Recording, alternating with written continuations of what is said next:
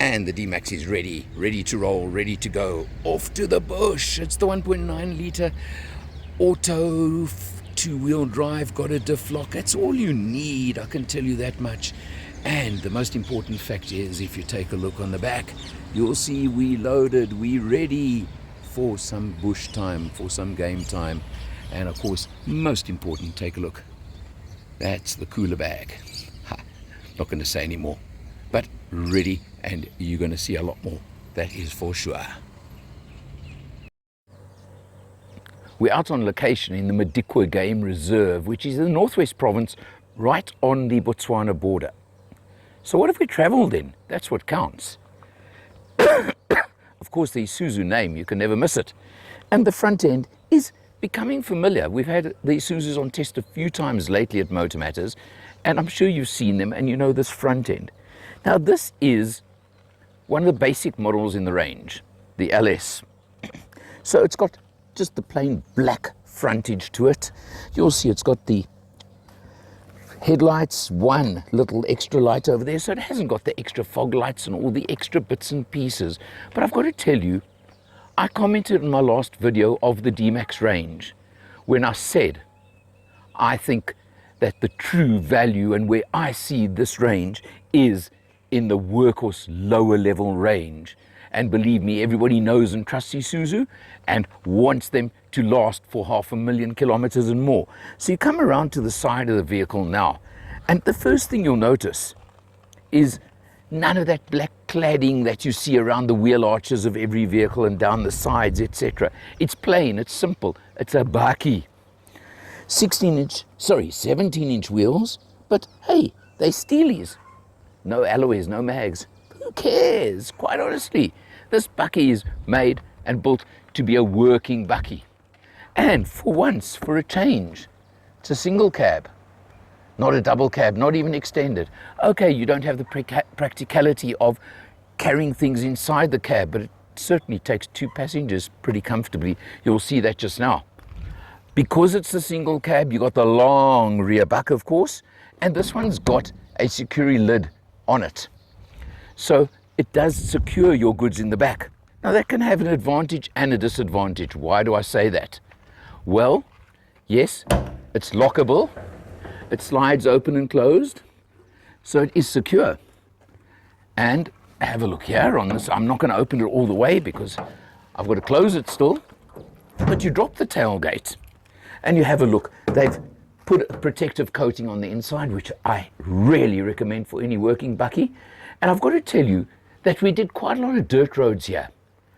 And note, there's a bit of the remnants from our firewood, yes, but there isn't a lot of dust inside the buck, which tells me this thing is quite secure. One disadvantage of one of these is if you want to open it and carry a load, right at the far end, where it rolls into, you do lose some height right against the cab. But I don't think that's a big deal. Isuzu doesn't do the counterweighted tailgates. It's a little bit heavy, and being the workhorse, you've got to do that to close it, and then you simply pull that closed and it does lock. Very simple rear end, but what more do you want? Now this one is powered by Isuzu's 4-cylinder 1.9 litre turbo diesel engine, 110 kilowatts and 350 newton meters of torque.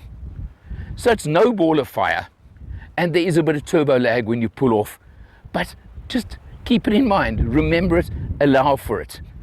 We've got the automatic, there is a manual obviously available. This is the 6-speed auto, driving the rear wheels, got a diff lock. What more do you need? My name is Michael Pashut and I'm the proud owner of Change Cars and the host of the TV show All Things Motoring. But I'm even prouder today to say that I work with Alan Rosenmeyer from Motor Matters, better known as the man with a hat. If you're looking for the best reviews on all new vehicles, Motor Matters. If you're looking for the best deals on new or used cars, changecars.co.za, where every car is sold by a 5-star rated manufacturer approved dealer. One of the things obviously with the more basic is, for example, it doesn't have running boards on the sides. Now those are useful things in certain circumstances, and they certainly are for me, because This is quite something for me to get into. Quite honestly, it's a big step up, and I've got to pull myself up. But that's because I'm vertically challenged. That's why. Wouldn't affect most people. Out in the northwest province, heading towards the Botswana border. But look at this magnificent countryside. This is my happy place. This is what it's all about. And this is the privilege of getting a vehicle that you can take out on a country trip and out like this, like we're doing now. This 1.9 litre turbo diesel in the Isuzu D-Max has been faultless, absolutely faultless. And I can't give you a reading right now, but I can tell you our economy is superb. It really is. It's smooth. It's obviously, the ride is that little bit jittery like buckies of yesteryear. There are smoother ones, we know that. But then again, when you look at the pricing on this bucky and you realize that this is the entry version with the 6-speed auto, you just know that you've got something that'll still be going in 10 years' time, and that's the point of this one and the point of the D-Max range. It's really been an absolute pleasure driving it. It's comfortable, it's easy, it's light, and we're in the country. We're heading for the game reserve. Gaborone, 120k is that, of course, you know, is in Botswana. Just great road tripping. What more do you ever expect from Motor Matters? Jumping in behind the wheel, let's look. Very basic instrumentation, but you know what? If it tells you what you need to know, what more do you want? But that is the figure I want you to see, that one there. It's a bit difficult to pick up, but it's telling me 11.8 kilometers per litre. That's about 8 litres per 100, 8 and a bit per 100. That was for a 400 and something kilometre open road cruise, where, let me tell you, we were sitting at 120 for most of the time. So I think that's pretty impressive, and I certainly would not complain about that in any way whatsoever. You've got obviously the very old-fashioned little push button over here to change your readings and to look at the different information. There we're actually on 495 kilometers on this tank. I showed you the 11.8, but also look at that. It's telling me there's 460 kilometers still in the tank. Ooh, I don't know. We'll see. We'll find out on the trip home.